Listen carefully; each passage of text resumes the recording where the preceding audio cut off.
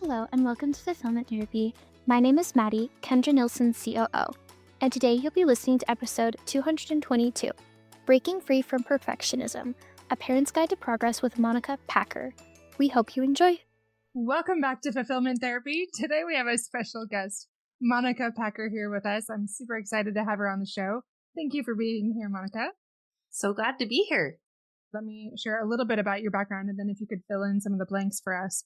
So Monica Packer is a top-rated podcaster and coach who guides women towards sustainable growth by embracing progress over perfection. She's a former teacher and mother of 5 and hosts the About Progress podcast and offers coaching services. She also enjoys making cookie dough, which I love, and exploring gardening with her family.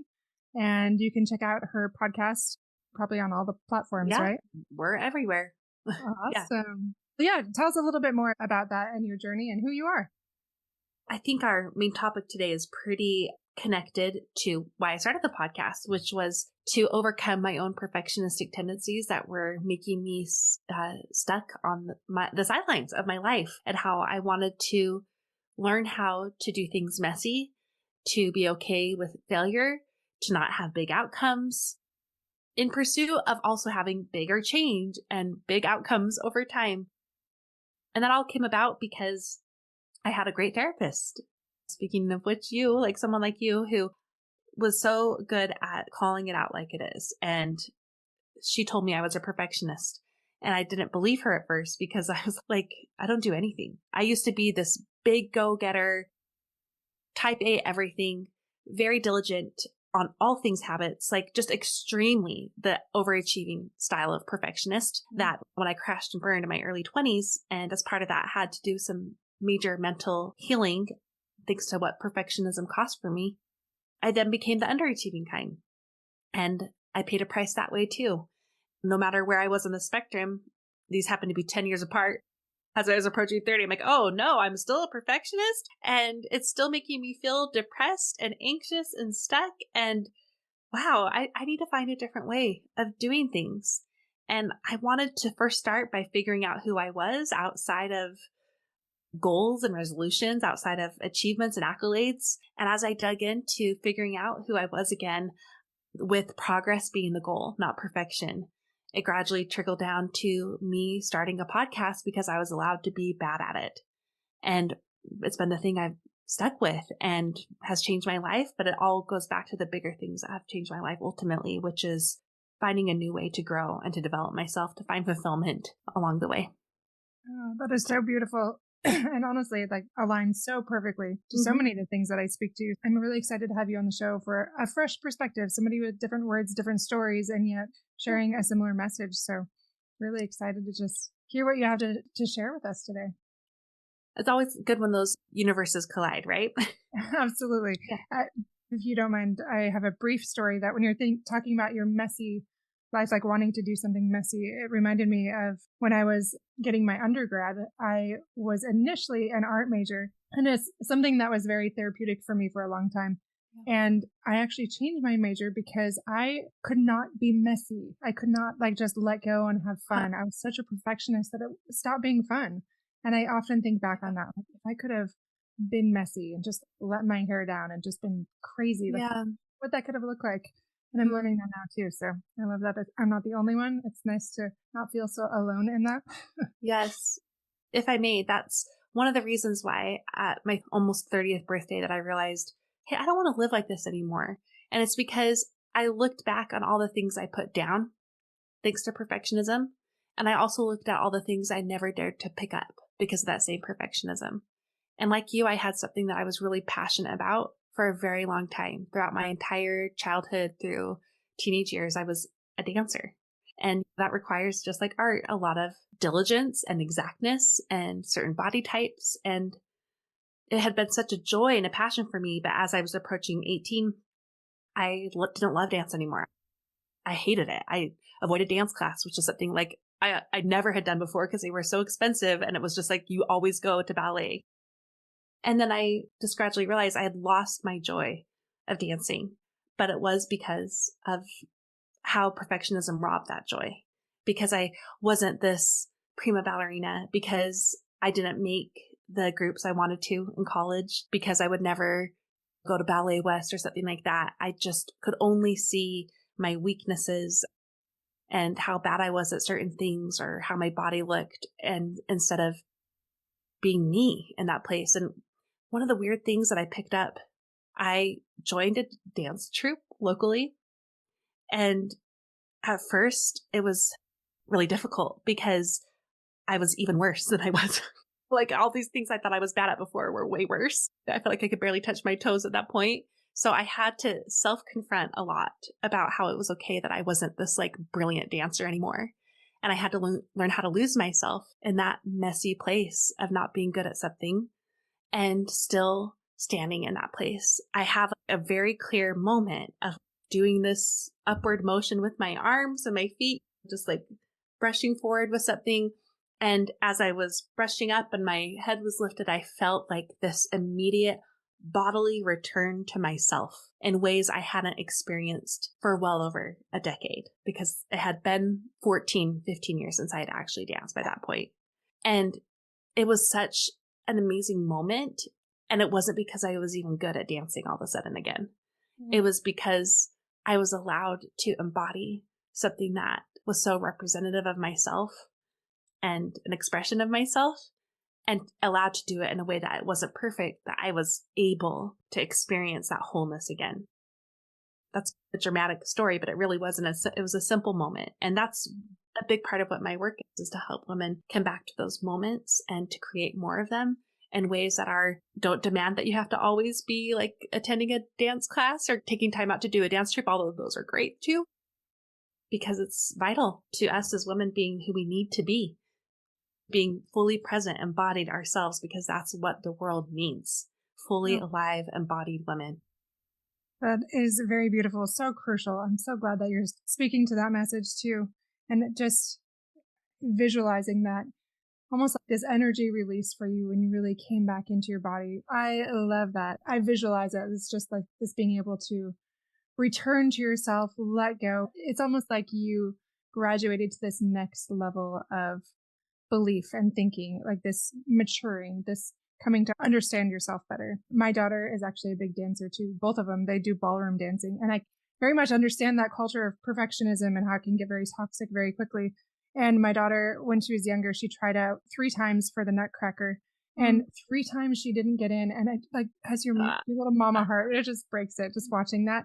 Now she kept persisting. And by the 3rd time, I was like, we just celebrated that failure. And I don't even like that word failure, but just like, you are so beautiful. This is amazing that you keep leaning in and doing something that's hard, and just celebrating that success so much more than if she had gone on and done it. And she's still gone on to be a dancer, but recognizing like you can let go of that perfectionism. And good for you as a mom to celebrate that she's allowed to try and not succeed externally. That is the success.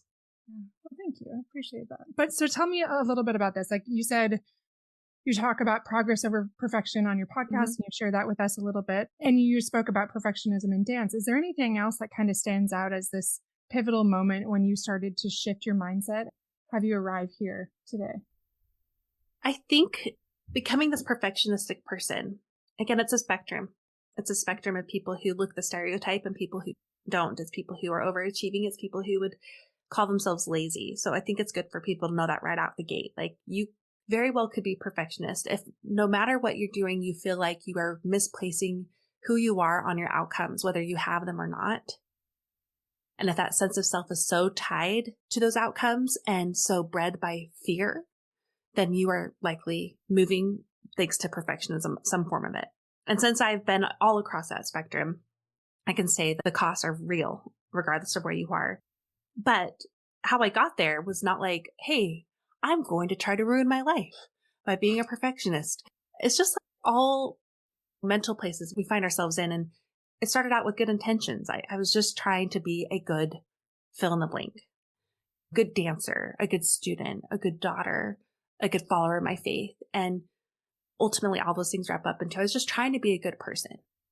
And doing so meant following the prescriptions that I knew to be that type of good person. I think we all have those prescriptions in mind. We all know what it takes to be a good student or to be a good mom or to be an exerciser. Like we all have those prescriptions that you just like, oh, pop, there it is in my head. I know it. So I follow it diligently and then I get to the end and then I'm done. And so that really was it for me. It wasn't like an intentional thing, except for one factor, I would say. In my pursuit to be a good person, I gradually learned, thanks to my overachieving perfectionist tendencies originally, that the world loves a perfectionist. The world loves someone who is going to do it all and to put in the hard work to make other people look good. They love that. They love to celebrate it. They love to aspire to it. It's why we hear people humble brag and call themselves. We know innately that it's something to aspire to. It's rewarded in many ways. The reward is also a prison because the reward is being on a pedestal above other people. And in some ways that feels really good to be looked up to be admired, to be otherworldly and something that people only wish they could be. But a pedestal is an awfully lonely place to be. That pedestal can be because of what you've achieved and what you do. The pedestal can also be like this lone wilderness pedestal that you put yourself on to stay there, stay safe.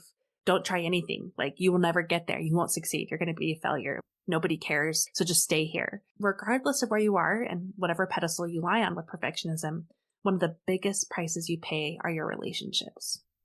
And that was true for me when I was the stereotype, and it was true for me when I wasn't. Is the price I paid were my relationships with my loved ones, with my husband, with my kids, with my friends, with my family. I'm thinking about my parents and my siblings, but also with myself. And that's really what I lost along the way. And that was the first step to me really finding a new way was I had to figure out who am I, period. Who am I outside of my successes? Who am I outside of my failures? Who am I outside of the way I look, the way others perceive me as? And figuring that out can be messy, but it honestly is the root of figuring out a way past perfectionism and how it holds you back, how it hurts you, how it creates a barrier between you and the people you love. I think that really is the heart of what has been the best part about trying to heal from perfectionism and find a new way and finding myself is that those relationships are in many ways light years better and healed from my closest family to myself. Monica, you are speaking to a lot of people in my audience, and not only my audience, like this is like speaking to me, and I really appreciate your authenticity, willingness to share your story. Like you have some great quote-worthy things. I just want to share those again, if that's okay. Go for it. Maybe I should write these down so I can use them for something. So I can quote myself. The reward is also a prison. A pedestal is an awful lonely place to be.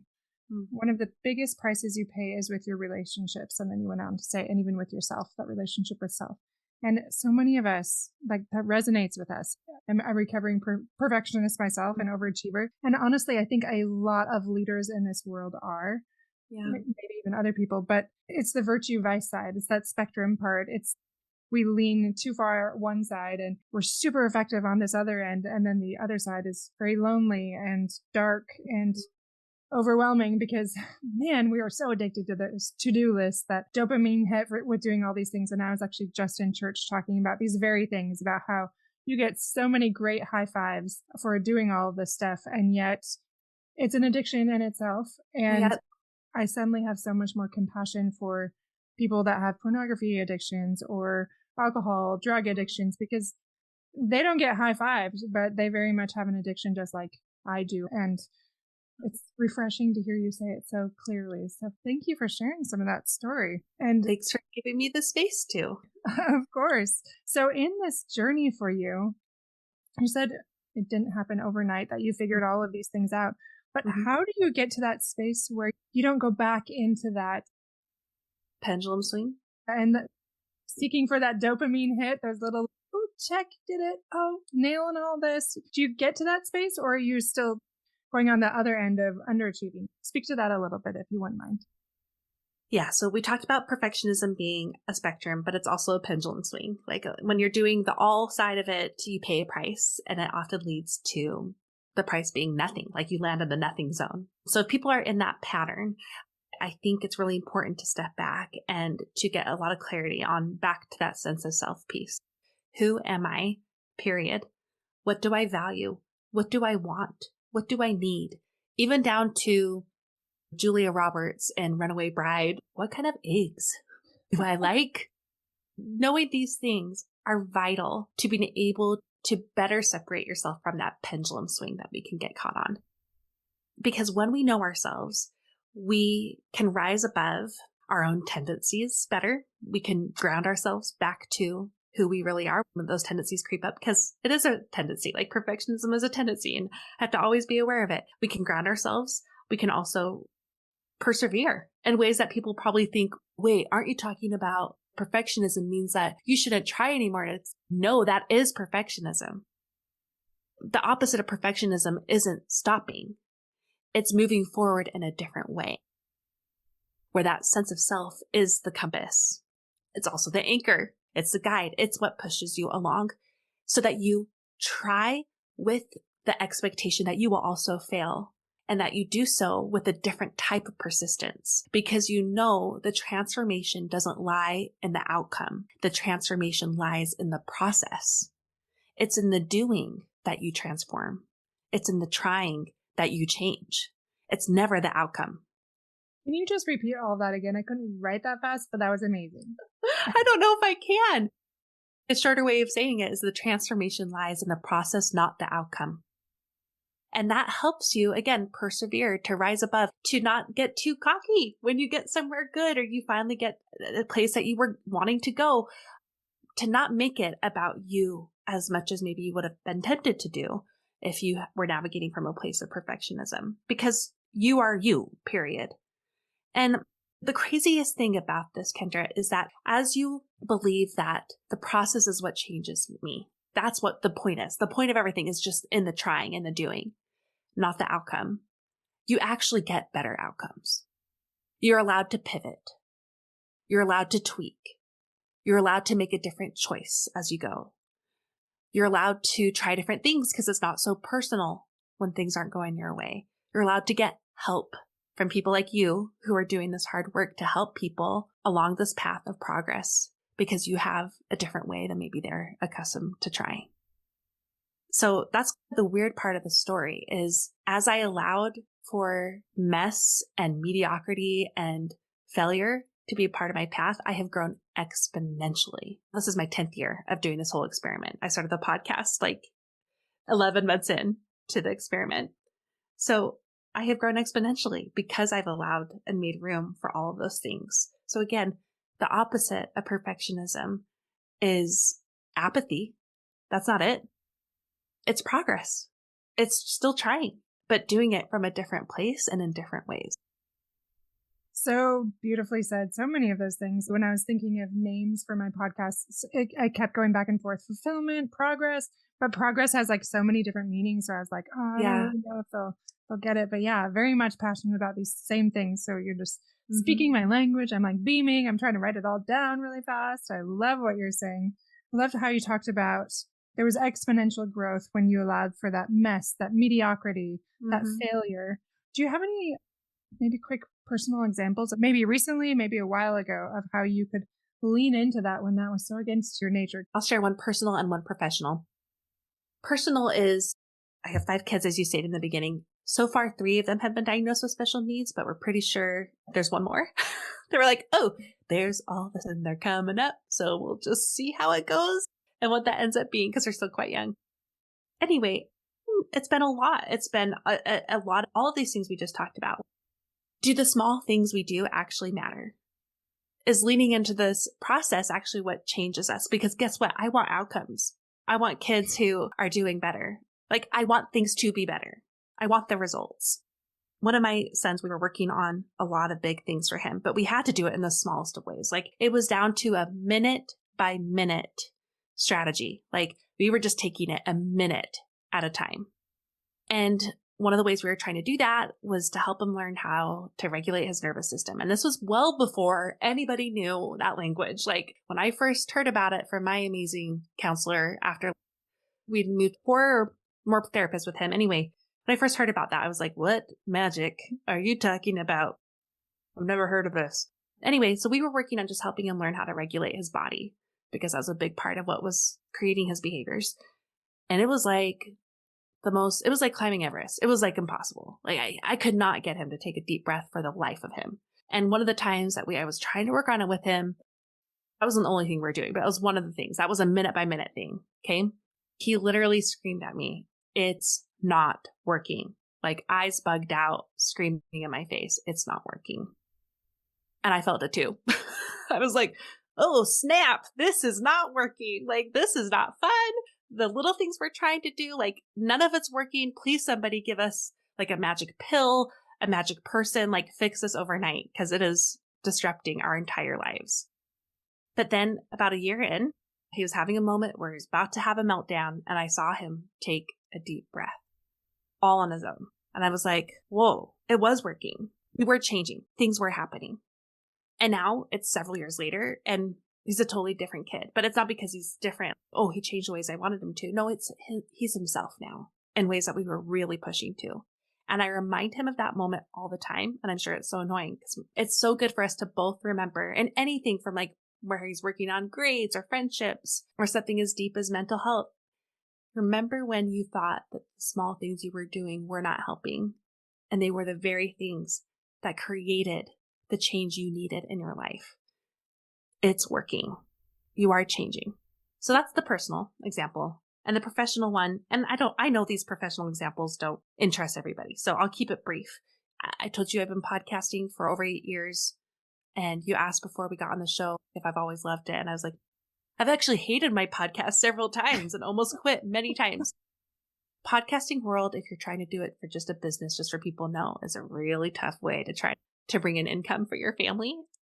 And it's been that way for me, and arguably have one of the top podcasts in the world. But because you're not like a celebrity podcasting about their sitcom, you're probably not going to make big bank off of your show. And anyway, it just got to the point in 2024 where I was like, this show was great. It changed a lot, but I can no longer do it for free. And I can't also do it. I can't pay to do the show anymore, because that's how it had been off and on for several years. Like I paid to do my work. Anyway, so I felt like I wanted to just be done. And it felt so personal. I think anything does. You really worked on something for years really hard. And instead of quitting, I set a deadline to stop. I told myself, just do it for this year. Set a deadline at the end of the year. And if you're still feeling this way, and if things are still looking this way, you're allowed to stop. You're allowed to pivot. You can go a different direction. And during that year, it was stressful still. I'm going to be very honest. It wasn't like, oh, you have a deadline to stop, so just it's going to be fun all along. It was not. I had a lot of self-doubt, a lot of stress, but because I gave myself that space to be there, I was allowed to get curious about different ways to build my podcast. I was allowed to try different things. I was allowed to still call my shots on big guests and all that.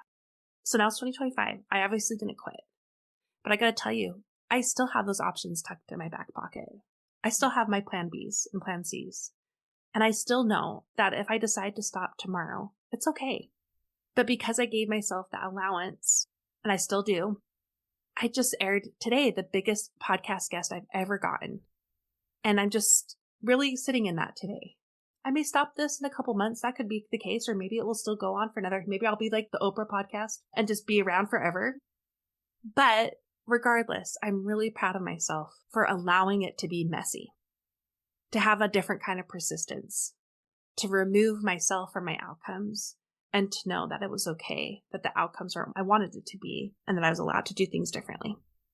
Monica, that is so beautiful. And again, so well said. It just speaking to so many of us that really struggle with that. Like it's okay to have a plan B or C, and just being willing to pivot and be flexible, to stay grounded, like really cultivate that patience and that presence. Like those are all key parts, it sounds like, from what I hear you saying in this journey. And it's been difficult to learn that when you just want it to be a certain way and work a certain way. You just want those results. You just want those outcomes, whether it's with your child or professionally, and normalizing it. I love how both stories talked about that, like slowing down, being still, and understanding what it's teaching you. And I feel like that's part of it. It's just normalizing it and recognizing like this is part of the journey. This is okay. It doesn't have to look like this. It can be this. Yeah. And there's beauty in that. I think even the people who achieve really big things from the outside, or really big small things in their lives, we discount them and ourselves by just saying, oh, it was easy for them. I really feel like if we were to take a good look at what people have achieved, again, whether big or small, public or private, if we could actually see what went into that, it would be really edifying for ourselves. And we would be able to give them better credit too for what they did to get there. Some people do get a big break. That is true, but they're very rare and they pay a price for it too. They pay a price. I completely agree with that. I haven't met very many. No, even the people who get the bigger breaks, I'm like, still, I can see that they're putting the hard work in. So, yeah, absolutely. So just in closing, what would you share with those recovering perfectionists? Just lean in and try to change that narrative a little bit, that script from being so focused on results and outcomes to instead being more flexible and pivoting and all of those things that you spoke to today. What's a small place that they could start? It's a mindset of do something. Perfectionism is so all or nothing based. So instead of all, which comes at a cost, and instead of nothing, which you're also paying a price for, we do something. Okay. And it's related to everything else we talked about. When you do something, you believe that the transformation lies in the process, not the outcome. You also believe that the small wins you create build over time. The small change leads to big change.